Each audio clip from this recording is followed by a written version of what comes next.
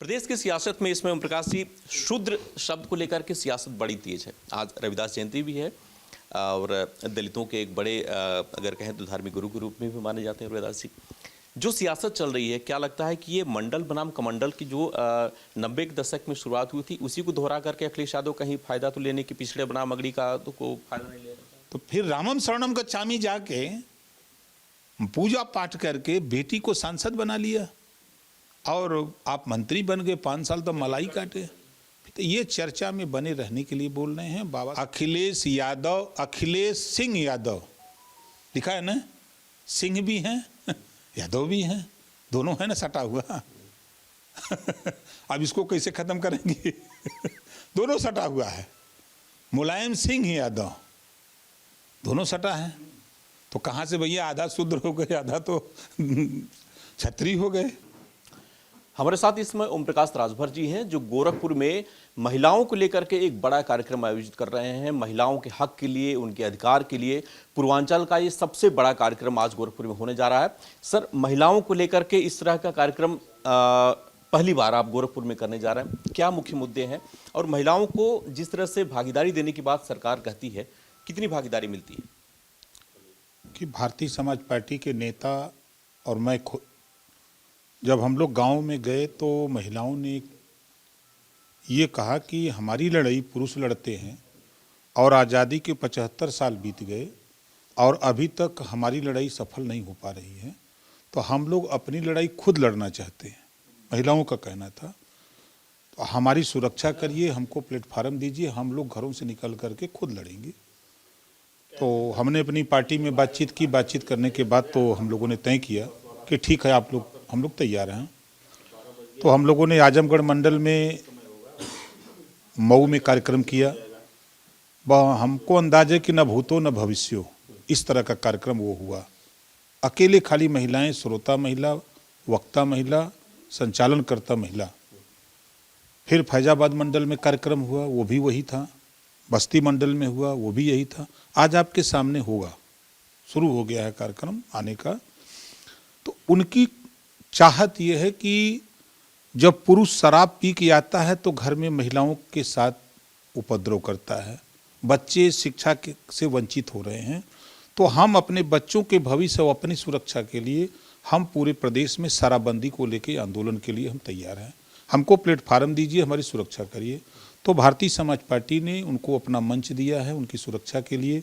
उनको गाँव से आने के लिए जो लोग तैयार हैं उनको गाँव से कार्यक्रम स्थल तक पहुँचाना, फिर सुरक्षित उनको गांव तक पहुंचाना। तो पहला उनका है कि जिस तरह गुजरात और बिहार में पांडिचेरी में शराब बंद है, तो उत्तर प्रदेश में भी शराब क्यों नहीं बंद हो रही है।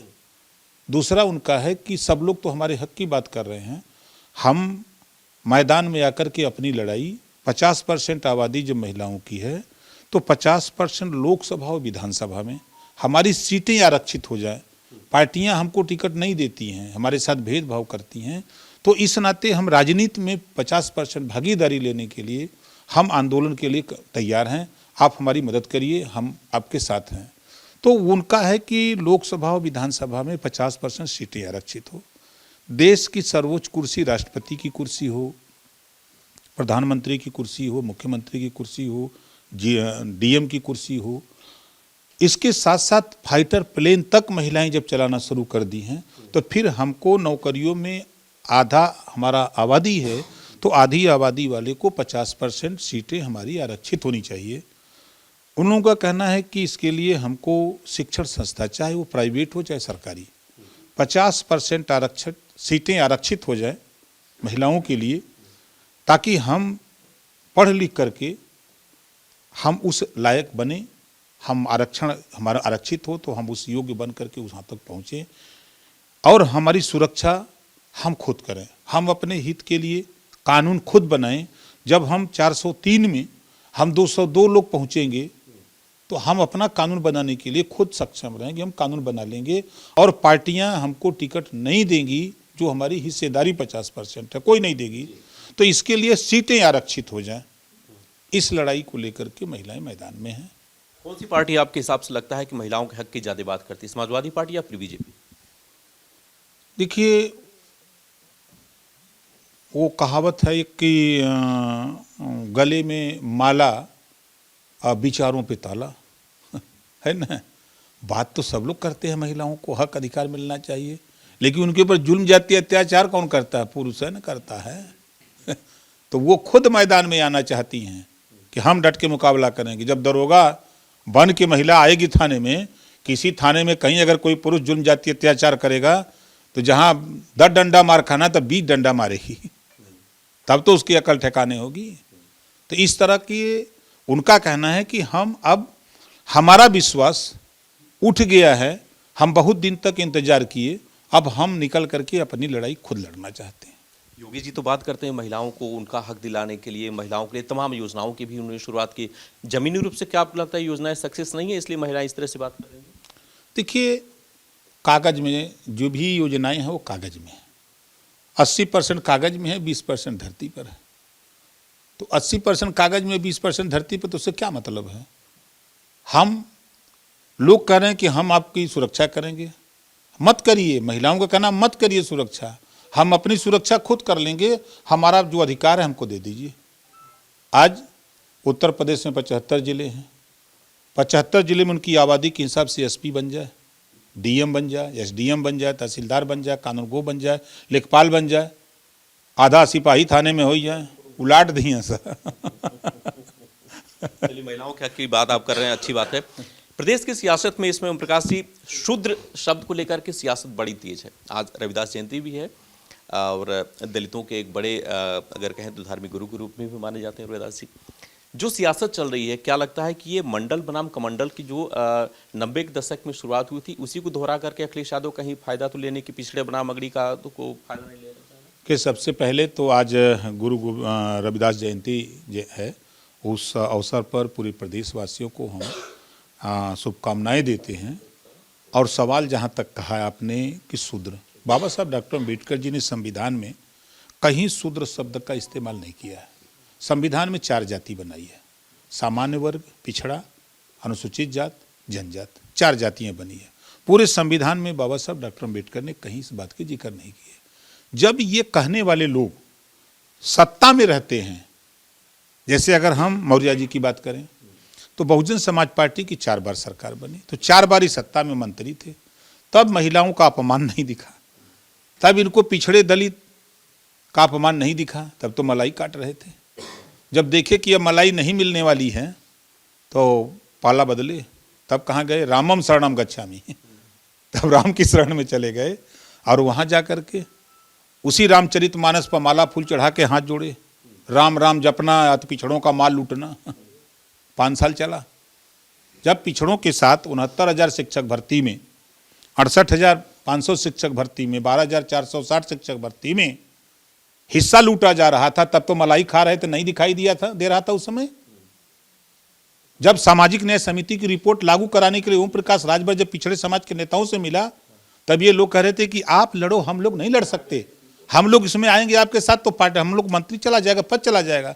उस समय आपको मंत्री पद दिखाई दे रहा था और ओम प्रकाश राजभर को सामाजिक न्याय दिखाई दे रहा था कि सबके साथ न्याय हो, तब नहीं दिखाई दिया। तो फिर रामम शरणम गच्छामि जाके पूजा पाठ करके बेटी को सांसद बना लिया और आप मंत्री बन गए। 5 साल तो मलाई काटे। फिर इनको लगा कि सत्ता फिर करवट हो सकती है, तो फिर बदल लिया। सत्ता लोलुप्त हैं, फिर बदल लिया, नहीं रहा जुगाड़। अब 10 महीना कोई नाम लेने वाला नहीं, तो सोचे कि अब क्या करें, फिर चले गए पुरानी व्यवस्था में, चलो इसी को बोल के कम से कम चर्चा में बने रहें। तो ये चर्चा में बने रहने के लिए बोल रहे हैं। बाबा साहब डॉक्टर अम्बेडकर जी ने संविधान में किसी धर्म, किसी मजहब के सबको समान रहने का, सबको अपने अपने धर्म को मानने का, धर्म के हिसाब से रहने की व्यवस्था बाबा साहब डॉक्टर अम्बेडकर जी ने संविधान में व्यवस्था दी है। तो फिर ये अनर्गल बयान, सत्ता से बेदखल हुए लोग, सत्ता से बेदखल हुए लोग ये अनर्गल बयान कर रहे हैं कि जल्दी सत्ता मिल जाए।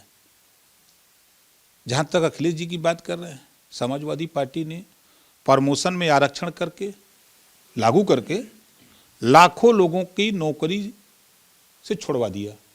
2,62,000 लोगों ने रिजाइन देके घर चले गए। जो लेखपाल से तहसीलदार बन गया, एसडीएम बन गया, वो फिर आ गया अब वो एसडीएम की कुर्सी पर बैठ करके शासन किया, अब वो अंडर आकर के काम तो नहीं करेगा, छोड़ करके लोग घर चले आए। कौन किया? समाजवादी पार्टी। 13 सितंबर 2013 को हाई कोर्ट ने आदेश दिया उत्तर प्रदेश सरकार को, मुख्यमंत्री अखिलेश यादव जी थे, कि जो पाठ्यक्रम प्राइवेट स्कूल में है वही पाठ्यक्रम सरकारी स्कूल में लागू करके एक समान शिक्षा प्रदेश में दिया जाए। नहीं किया अखिलेश जी ने, तब उस समय सूत्र नहीं दिखाई दिए। अब उसके बाद आप आ जाइए 4 सितंबर 2013 हाई कोर्ट ने आदेश दिया कि 12 जातियां 27% जो पिछड़ों को आरक्षण लागू है, 12 जातियां उसका लाभ ले रही हैं, शेष जातियां नहीं लाभ ले पा रही हैं, तो उसको उत्तर प्रदेश सरकार बांट करके सबको हिस्सा दे। उस समय नहीं दिखाई दिया। और किस शूद्र की बात कर रहे हैं? हम बोलते हैं तो बड़ा बुरा लगता है।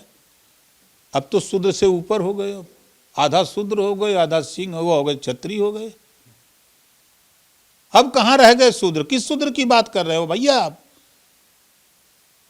ये तो सोचना चाहिए ना। बोल रहे हो तो निचवा पिछवा भी देख लो, तुम्हारे पिछवा कौन खड़ा है।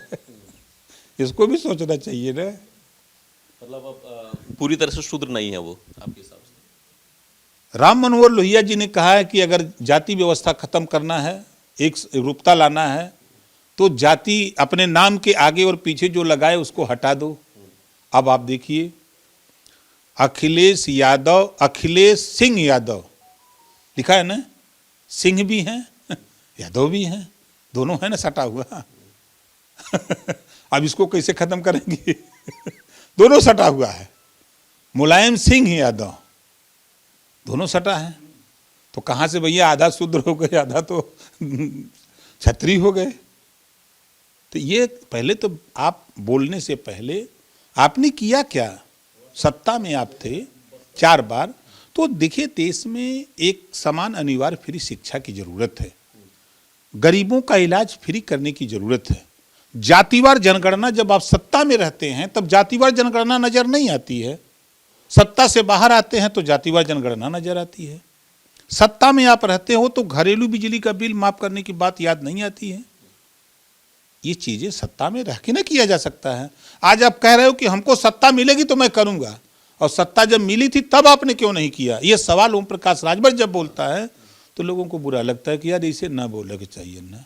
का बोली हम वो नेता ना हिला कि सुरती मल के पीछे खा दिला, वो विधानसभा अध्यक्ष करें हाथ उठा, कितने लोग समर्थन में थे उन्हें पता नहीं, हाथ उठा दिए। पूछा काहे उठे, कर सब उठाओ तरह तो मैं उठा दिली। उसमें कि हम नेता नहीं, एकदम डटे रहते हैं। हम 6 साल लगभग पूरा होने जा रहा है, मार्च पूरा हो जाएगा। 6 साल में एक इतिहास बना करके हमने दिखा दिया कि लड़ाई जिन लोगों ने हमको वोट दे करके, अपना पावर दे करके भेजा, उस पावर का मजबूती से उपयोग हमने विधानसभा के अंदर किया। इसीलिए बीजेपी से नजदीकियां आपकी फिर से बढ़ने लगी। हम तो उद्धव ठाकरे से मिले हैं। अभी गए थे 28-29 तारीख को उद्धव ठाकरे से मिले।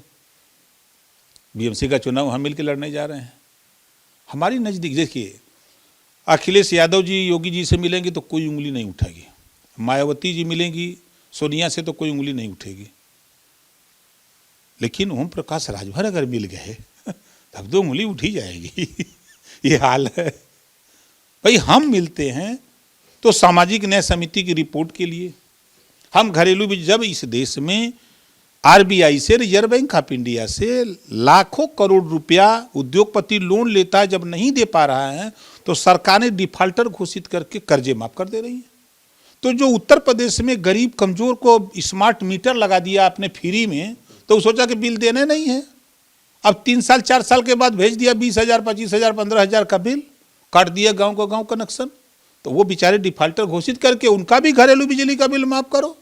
जब अमीरों का कर्जे माफ हो सकते हैं तो फिर गरीबों के कर्जे बिजली का बिल क्यों नहीं माफ हो सकता? जो किसान बेचारे हैं, जो देश का पेट भरते हैं, उनका जो कर्ज है, उन किसानों का कर्ज वो सरकार नहीं दे पा रहे हैं, तो उनको भी डिफाल्टर घोषित करके किसानों का भी कर्जा माफ कर दो, तब नहीं ये माना जाए। अमीरों का कर्जा माफ करो, किसानों से कहो कि और अनाज पैदा करो, आबादी बढ़ रही है, फ्री में राशन देना है, तो कैसे बेचारा करेगा?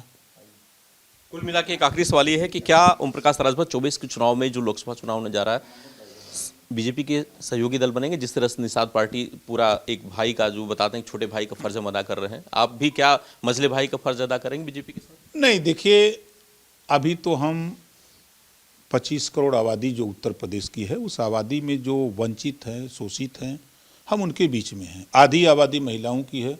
आज आप चलिए आपको दिखाते हैं। आधी आबादी के बीच में हम हैं कि आधी आबादी को ठीक कर लिए तो फिर किसी के साथ जाने की ज़रूरत नहीं है, उसमें हम लगे हैं। और जो वंचित है, शोषित है, जिनके दरवाजे तक आज तक विकास की किरण नहीं पहुंच पाई, शिक्षा नहीं पहुंचा, रोजगार नहीं पहुंचा, नौकरी नहीं पहुंची, उनके दरवाजे पर हम लोग माथा टेक रहे हैं, उनको अपने साथ जोड़ रहे हैं।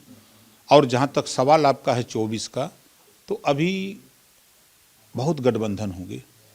जिस तरह की चर्चा हो रही है कि एक बड़ा गठबंधन होगा, बड़ा गठबंधन होगा तो फिर देखा जाएगा। गठबंधन पहले हो तो फिर विचार किया जाएगा कहाँ मजबूत गठबंधन है। प्रपोजल आया कि नहीं बीजेपी से आपके? नहीं, हमारे यहाँ कोई आता नहीं। हमारे यहाँ आने से डरते हैं लोग, हमें कूदे जाते हैं हम चले जाते हैं। हम अखिलेशों के यहाँ चाँप के हिल जाते हैं, बिना बताए पहुँच जाते हैं। राजभर जी आ गए भाई, चले जाते हैं। मायावतियों जी के यहाँ चाँप के चले जाते हैं, सोनिया के यहाँ भी चले जाते हैं। हमको नहीं डर है, हम सब जगह चले जाते हैं। चलिए, धन्यवाद।